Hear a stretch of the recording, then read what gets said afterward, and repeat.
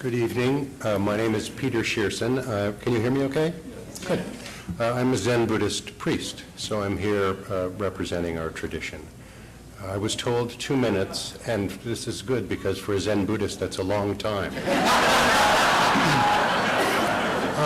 had prepared a talk that actually harkened back to Virginia and many of the beautiful words of Thomas Jefferson and others more than 200 years ago about religious freedom, but you've heard some of them already, and I think you'll probably hear some more. So as your spiritual director was welcoming everyone here, it occurred to me that I didn't want to say what I had prepared, that I wanted to tell a small story, which is a story of what I know personally about Islam. And it's a story I learned as a contrast to what you've heard tonight about Al-Qaeda, about this small group of Muslims who have hijacked the faith. I want to tell you a story about another small group of Muslims. And it's a small group of Muslims I met at Pleasant Valley State Prison in Coalinga. For maybe 4 or 5 years, I've been going to that prison once a month to support the Buddhist groups who practice there, in the chapel. The chapel is a small, windowless room with a linoleum floor and some metal chairs.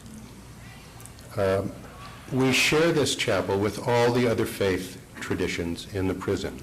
And if you can think of a faith tradition, it has adherents there.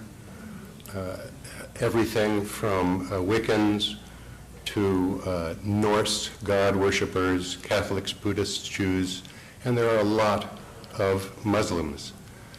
Well, we Buddhists mostly meditate, we Zen Buddhists, and when I got to the prison early on in my visits, I began looking around for meditation supplies, and there were none. We usually sit on the floor on cushions, and sitting for long periods of time on a linoleum floor is tough. But I saw rugs rolled up, not fancy rugs, you know, this sort of big industrial rugs with rubber mats underneath, rolled up in the corner of the chapel. And I went out to one of the administrators in the chapel and said, "Whose rugs are those? Do you think we could use them?"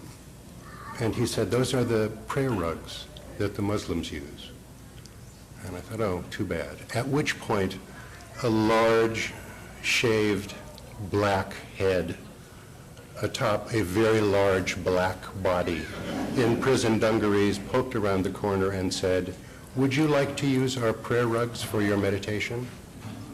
And I said, "That would be lovely." And he said, "Let us help you." And he gathered a group of inmates, Muslim inmates, and they brought the rugs into the center of the room and rolled them out and said, "If you don't mind, no shoes, please." I said, "I'm sure that won't be a problem." And ever since then, when we go to sit in the chapel in Pleasant Valley State